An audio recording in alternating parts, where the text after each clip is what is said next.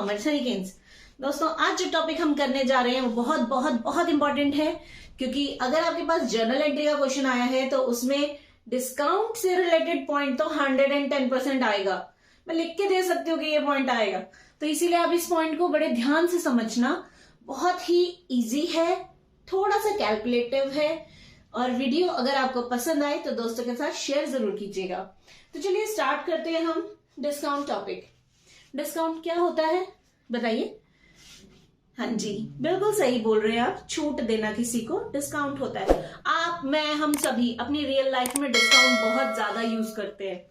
जैसे कि अगर मुझे कोई बुक परचेज करनी है, मैं शॉपकीपर के पास गई, मैंने बुक का रेट पूछा, उसने कहा 500 की बुक है। मैंने बोला भैया 500 ज्यादा बोल रहे हो, थोड़ा सा कम कर दो। उसने सपोज करते हैं मुझसे 5% कम अमाउंट चार्ज कर लिया, ठीक है, मतलब 500 रुपए थी ना बुक की कीमत, उसने बोला कि चलो ठीक है 5% पैसे कम दे देना। तो उसने जो मुझे दिया, छूट दिया, दैट इज डिस्काउंट। ऐसे ही मेडिकल स्टोर्स पे आप जाते होंगे, सभी जाते हैं। मेडिकल स्टोर में जो आपने मेडिसिन खरीदी उस पर रेट एमआरपी लिखा है सपोज 250, तो वो आपको 10% डिस्काउंट पे सामान देगा, यानी 10% कम पैसा चार्ज करेगा। यही होता है डिस्काउंट, जब एक्चुअल प्राइस से कम पैसा आपसे चार्ज कर लिया जाए। मगर रुकिए, एक बात समझने वाली है कि अकाउंट्स में डिस्काउंट दो तरह का होता है। जो डिस्काउंट आप और मैं एज अ कंज्यूमर यूज करते हैं उसे अलग डिस्काउंट बोलते हैं, और जो डिस्काउंट सामान बेचने वाले को मिलता है वो एक अलग डिस्काउंट है। तो आज हम यही दोनों तरह के डिस्काउंट पढ़ने वाले हैं और इनकी जर्नल एंट्रीज बनाने वाले हैं। तो जल्दी से आप पहले चैनल को सब्सक्राइब कर दीजिए और बेल आइकन दबा दीजिए ताकि वीडियो की नोटिफिकेशंस आपको मिलती रहे। और अगर आपने जर्नल एंट्री से रिलेटेड प्रीवियस वीडियोस नहीं देखी हैं तो उन्हें जरूर देखिएगा। आपको उन दोनों वीडियोस का लिंक मैं आपको अपनी इस वीडियो के डिस्क्रिप्शन में दे दूंगी।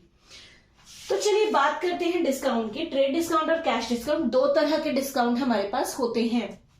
देखिए, जब सामान बनाया जाता है यानी कि प्रोड्यूसर प्रोड्यूस करता है तो उसके पास दो ऑप्शन है।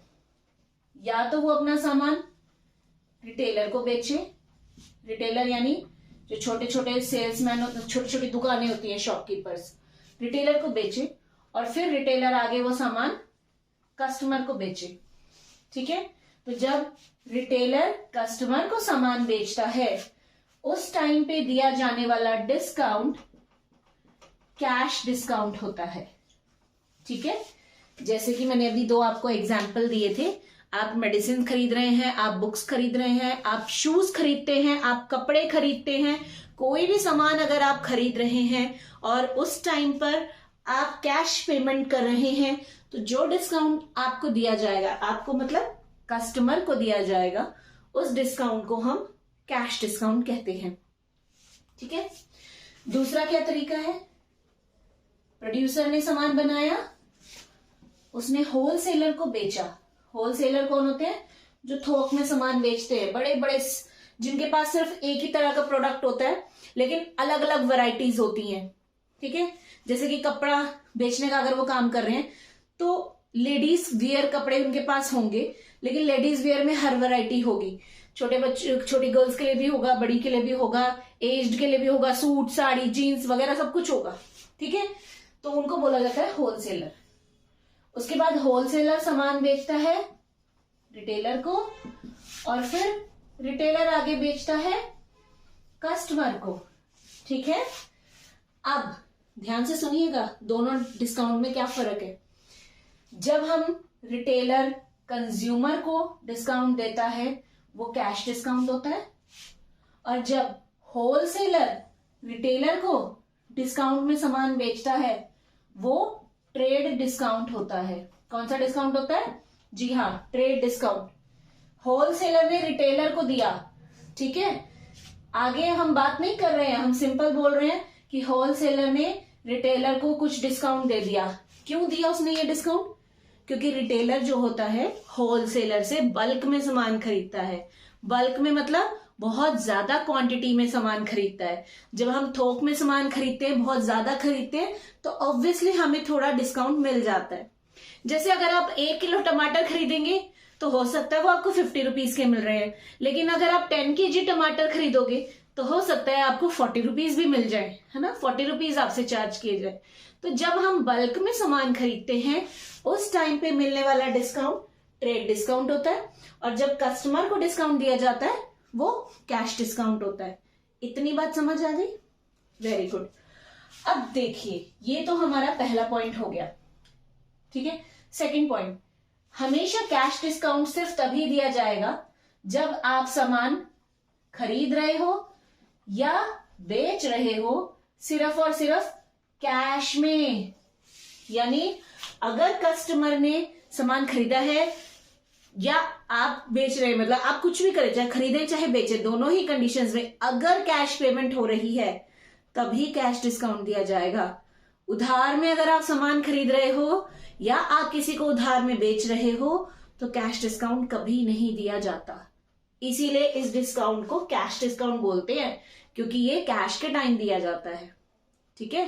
बट जो हमारा ट्रेड डिस्काउंट है वो आप चाहे सामान कैश में खरीदिए चाहे आप उधार में खरीदिए, दोनों ही कंडीशन में आपको दे दिया जाएगा, ठीक है।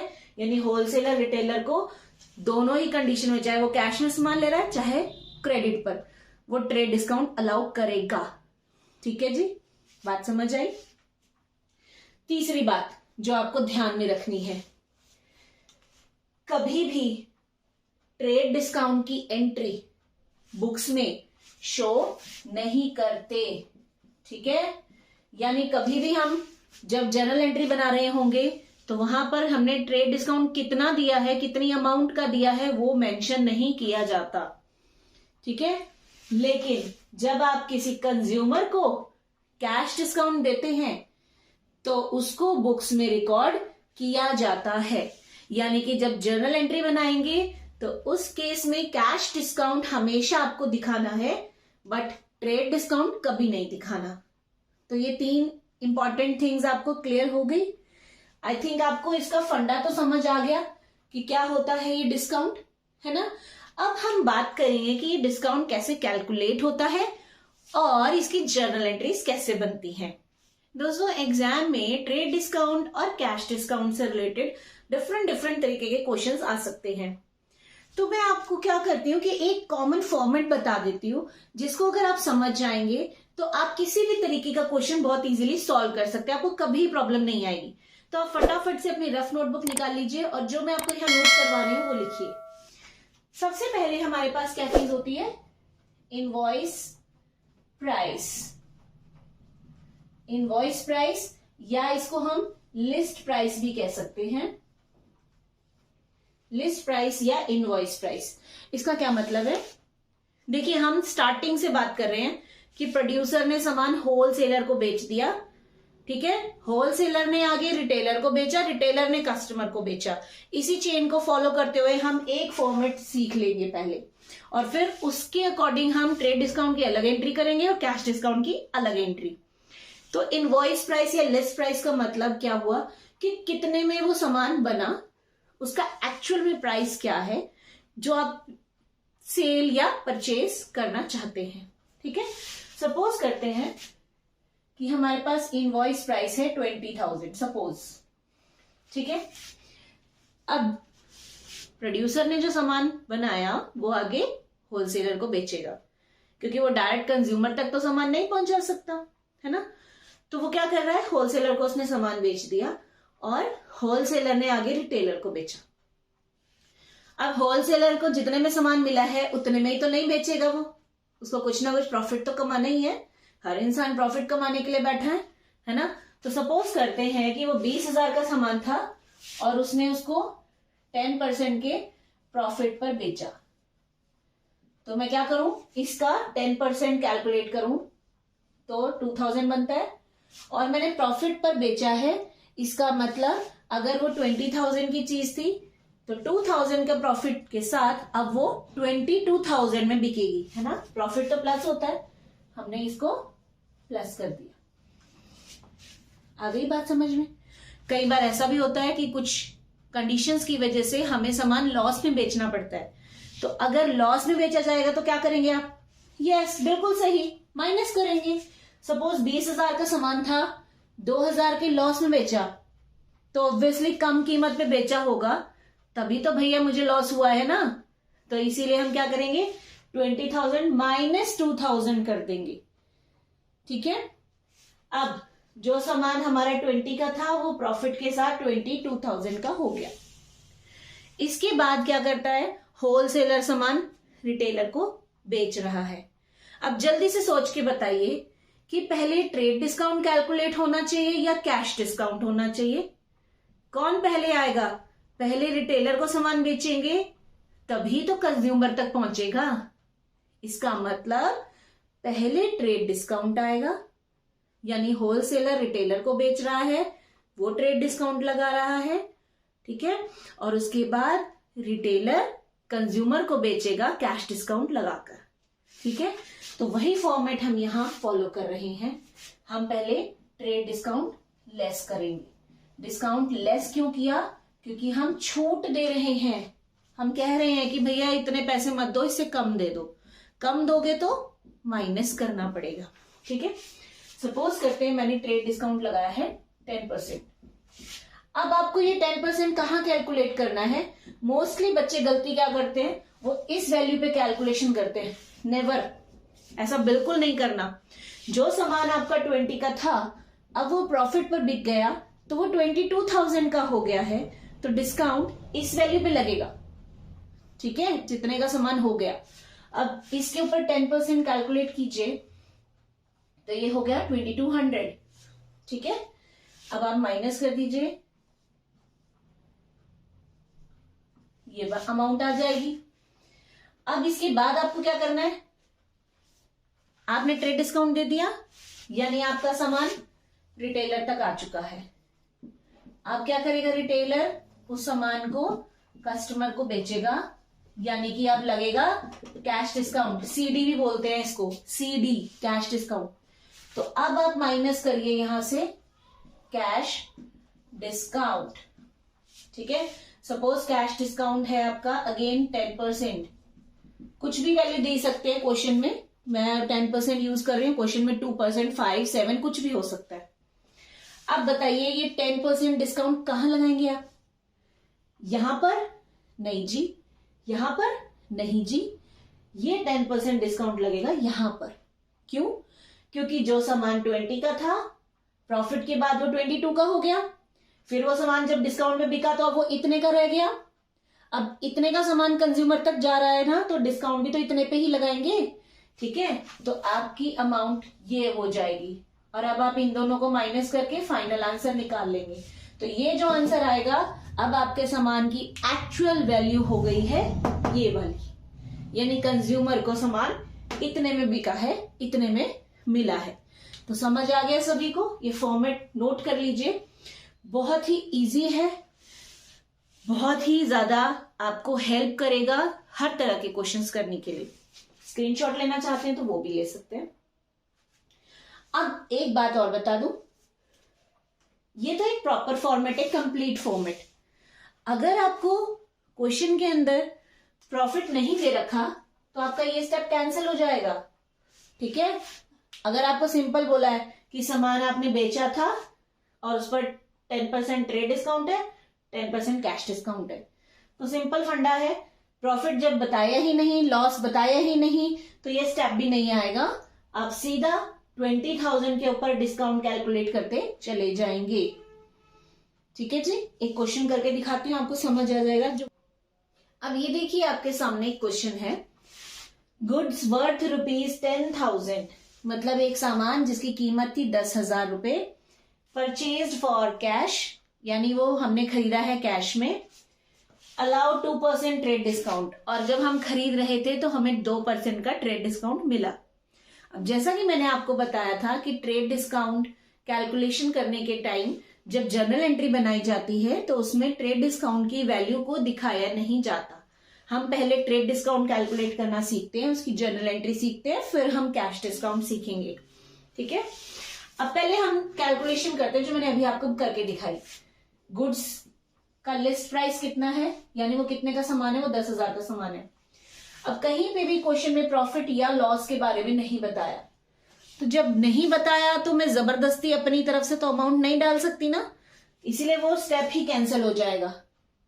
ठीक है, उसके बाद नेक्स्ट स्टेप क्या था आपका, ट्रेड डिस्काउंट कैलकुलेट करने का। तो हम अगला स्टेप करते हैं। हमने गुड्स खरीदा था 10,000 का और डिस्काउंट कितना मिल रहा है 2%, तो हम लेस कर देंगे 2% ट्रेड डिस्काउंट।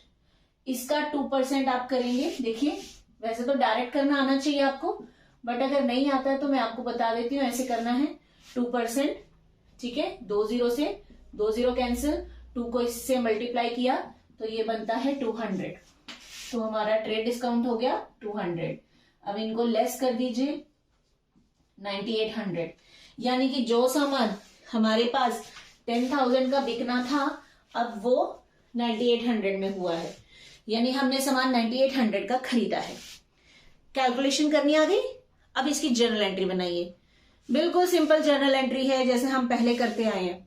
आई होप आपने मेरी जर्नल एंट्री की पिछली वीडियोस जरूर देखी होंगी। इन केस नहीं देखी है तो जरूर देखेगा, लिंक डिस्क्रिप्शन में है, क्योंकि जब तक आप वो नहीं देखेंगे आपको कॉन्सेप्ट क्लियर नहीं होगा।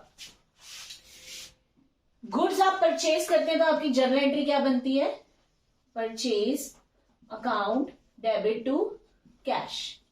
ठीक है, अब हम नॉर्मली एंट्री में क्या लिखते थे, जितने का सामान है हम उतना ही लिखते थे, लेकिन ट्रेड डिस्काउंट में ऐसा नहीं करना। डिस्काउंट लगने के बाद सामान हो गया 9800 का, तो आपकी वैल्यू यहां 9800 आएगी बस, और उसके बाद नरेशन। ठीक है, नरेशन में लिख देंगे for goods purchased in cash and getting 2% trade discount. ठीक है जी। अब ये तो हुई परचेज की एंट्री। अगर एग्जाम में सेल की एंट्री आ गई तो क्या करेंगे, बिल्कुल घबराना नहीं है, मैं हूं ना बताने के लिए। देखिए गुड्स वर्थ ₹20,000, यानी सामान जिसकी कीमत थी 20,000 रुपए, सोल्ड फॉर कैश, वो कैश में बेचा गया at the rate 5% trade discount, और साथ ही साथ 5% का ट्रेड डिस्काउंट भी दिया गया। अब क्वेश्चन में फिर से प्रॉफिट या लॉस तो है ही नहीं, तो वो स्टेप कैंसिल हो जाएगा। अगर प्रॉफिट दिया होता तो हम प्लस कर लेते, अब नहीं है तो क्या करें, छोड़ दो, कोई बात नहीं। तो हमारे पास सामान की कीमत है 20,000, लेस कर देंगे आप ट्रेड डिस्काउंट 5% ऑफ 20,000, ये बनता है 1000 रुपीज, माइनस किया ये बच गया 19,000, यानी जो सामान 20 का था डिस्काउंट के बाद वो 90 में बिकेगा। ठीक है, कैलकुलेशन तो हमने कर ली। अब जर्नल एंट्री बनाना सीख ले। जब आप गुड्स सोल्ड करते हैं तो क्या जर्नल एंट्री बनती है, जल्दी से बताइए। यस, बिल्कुल सही, cash account debit to sales.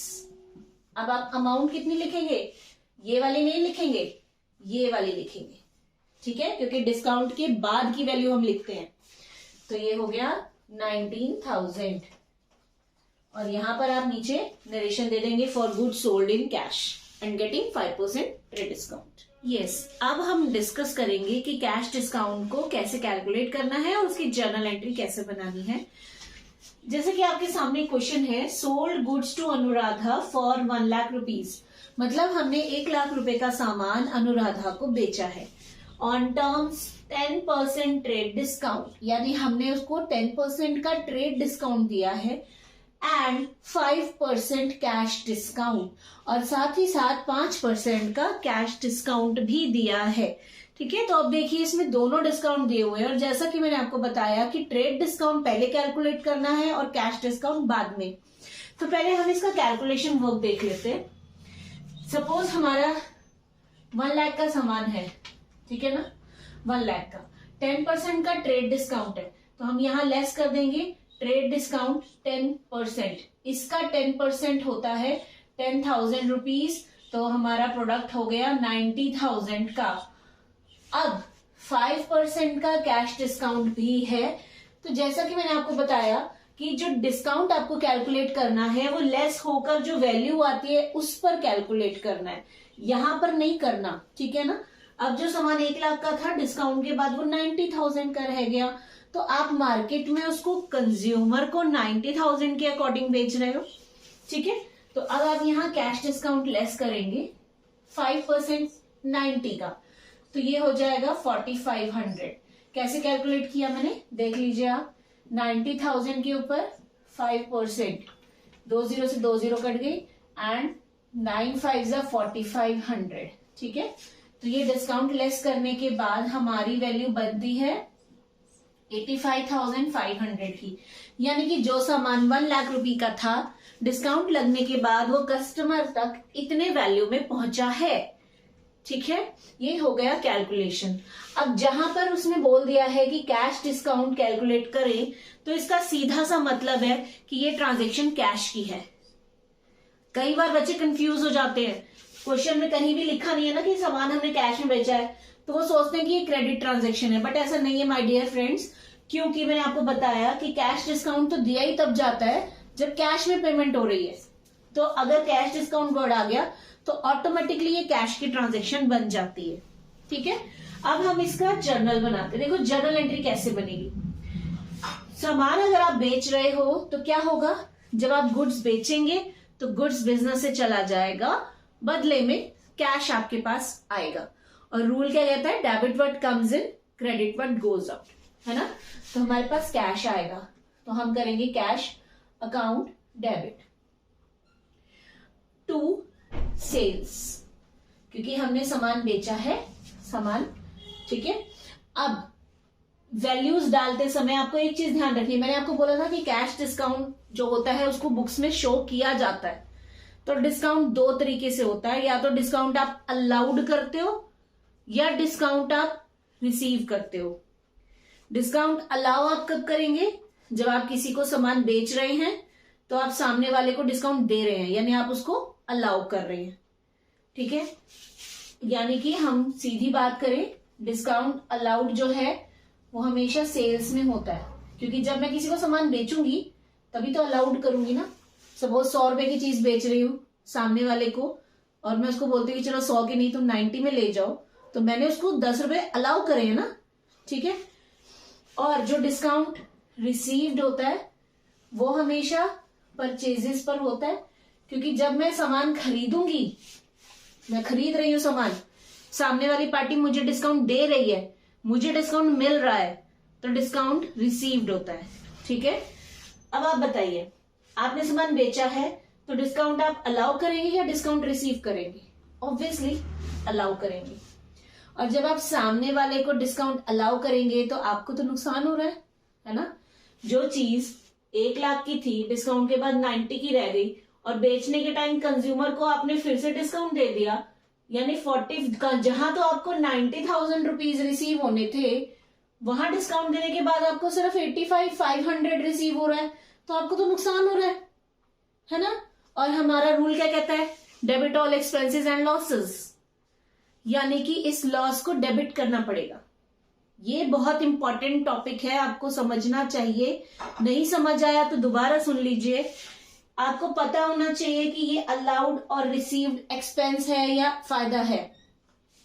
अगर आप किसी को डिस्काउंट अलाउ करेंगे तो आपको नुकसान हो रहा है, क्योंकि आप सामने वाले को सामान कम कीमत पर बेच रहे हैं, ठीक है। तो ये हमेशा लॉस होगा। और अगर आपको डिस्काउंट रिसीव हो रहा है, यानी आप सामान खरीद रहे हैं, सामने वाला आपको डिस्काउंट दे रहा है, तो आपका तो फायदा हो रहा है। 100 रुपए की चीज तुम्हें 80 रुपए में मिल रही है, तो तुम्हें तो फायदा हो रहा है ना। यानी कि डिस्काउंट रिसीव जब भी होगा वो हमारा प्रॉफिट होगा, हमारा फायदा होगा, ठीक है। और रूल कहता है debit all expenses and losses, यानी कि डिस्काउंट अलाउड को हमेशा डेबिट साइड लिखेंगे, हमेशा। और credit all income and gain, इसका मतलब डिस्काउंट रिसीव को हमेशा क्रेडिट में लिखेंगे, हमेशा, ठीक है। अब बताइए, जर्नल एंट्री कर रहे थे हम, कैश अकाउंट डेबिट। डिस्काउंट अगर मैं किसी को दूंगी तो discount allowed account debit to sales, ये बनेगी हमारी जर्नल एंट्री। अभी तक जितनी भी जर्नल एंट्रीज कर रहे थे आप, उनमें सिर्फ 2 अकाउंट यूज हो रहे थे, यहां पर 3 हो गए, ठीक है। इसीलिए बच्चे कंफ्यूज हो जाते, कंफ्यूज नहीं होना है। कैश हमें कितना मिलेगा, हमें कैश इतना मिलेगा, क्योंकि हम डिस्काउंट देने के बाद रिसीव तो इतना ही करेंगे। हमने डिस्काउंट कितने का दिया, 4500 का, और सामान कितने का था, 90,000 का, ठीक है। 1 लाख नहीं लिखना है, क्योंकि ट्रेड डिस्काउंट को बुक्स में शो नहीं करते। तो 1 लाख में से ट्रेड डिस्काउंट निकालकर 90,000 का सामान बेचना था कंज्यूमर को, लेकिन जब कंज्यूमर को 90,000 में बेचने लगे तो उसको डिस्काउंट देना पड़ा, तो डिस्काउंट हमने शो कर दिया। 90,000 के सामान में से डिस्काउंट चला गया तो हमें कैश इतना मिलेगा। आई थिंक आपको ये बात क्लियर हो गई है। ठीक है, इसका एक स्क्रीनशॉट ले लीजिए फटाफट से। अब अगर मैं इसी क्वेश्चन को चेंज कर देती हूं, गुड्स सोल्ड की बजाय परचेज कर देती हूं, तो क्या होगा? Purchase goods from Anuradha.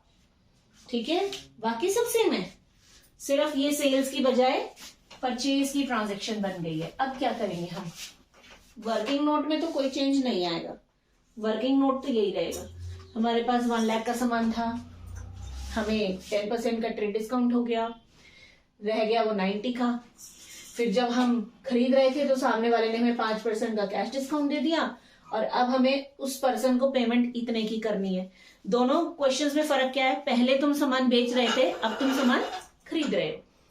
ठीक है, तो सबसे पहले लॉजिक, जब आप सामान खरीदेंगे डिस्काउंट अलाउड करेंगे या डिस्काउंट रिसीव करेंगे? पहली बात तो ये समझिए, जब आप सामान खरीद रहे हो यानी कि सामने वाले से सामान ले रहे हो तो वो डिस्काउंट आपको देगा, और आपको डिस्काउंट मिल रहा है तो यानी आपको डिस्काउंट रिसीव हो रहा है। ठीक है, जैसे सपोज मैं ये मार्कर खरीदने गई, सपोज इसकी कीमत बोली गई थी 50 रुपीज, बाद में उसने बोला कि ठीक है आपको 10% डिस्काउंट पे दे रहा हूं मैं, ठीक है 10 रुपए छोड़ दो, आप मुझे 40 दे दो। तो भैया मेरा तो फायदा हुआ ना, 50 का मार्कर मुझे 40 में मिला, मेरा तो फायदा हुआ। और क्रेडिट ऑल द गेन्स होता है, इसीलिए डिस्काउंट जो मुझे मिला उस रिसीव डिस्काउंट को मैं क्रेडिट में लिखूंगी। ठीक है, पहले ये समझना जरूरी था। अब फटाफट से जर्नल एंट्री बनाइए। जब आप सामान खरीद रहे हैं तो ये कैश डिस्काउंट दे रहे हो, इसका मतलब ये कैश की ट्रांजेक्शन है। ठीक है, सामान खरीद रहे हो तो एंट्री क्या बनेगी? Purchase account debit to cash, यही होती है। लेकिन साथ ही साथ डिस्काउंट भी तो मिला, और डिस्काउंट आपके लिए बेनिफिट है, फायदा है, इसीलिए डिस्काउंट रिसीव्ड क्रेडिट में लिखेंगे। ठीक है जी, अब अमाउंट डाल दीजिए। सामान कितने का खरीद रहे थे आप? 90,000 का। डिस्काउंट कितना मिला आपको? 4500 का, और उसके बाद आपको पेमेंट करनी पड़ी 85,500 की। ठीक है, देख लीजिए, फर्क सिर्फ इतना है, पिछली एंट्री में डिस्काउंट डेबिट गया था, डेबिट में इसलिए गया था क्योंकि वहां नुकसान था, यहां वो क्रेडिट में आ गया, बाकी सब सही है। ठीक है, तो ये था हमारा ट्रेड डिस्काउंट और कैश डिस्काउंट का क्वेश्चन। एक क्वेश्चन और मैं आपको देती हूँ प्रैक्टिस के लिए, आप कमेंट बॉक्स में जर्नल एंट्री बनाकर दिखाना। अगर मैं आपसे कहूं कि goods worth ₹20,000 sold at 2% trade discount and 5% cash discount, what will be the journal entry? ठीक है, इस क्वेश्चन की जर्नल एंट्री आप मुझे बनाकर दिखाइए कमेंट बॉक्स में। और हमारा कैश डिस्काउंट ट्रेड डिस्काउंट का कॉन्सेप्ट यहीं खत्म है। हाँ, एक क्वेश्चन है जो थोड़ा सा हाई लेवल का होगा, वो मैं नेक्स्ट वीडियो में आपको बताऊंगी प्रैक्टिस के लिए। तब तक आप अपनी बुक्स में से इसके क्वेश्चंस प्रैक्टिस कीजिए, और अगर कोई डाउट हो तो आप कमेंट बॉक्स में पूछ सकते हैं। Till then bye bye, have a good day.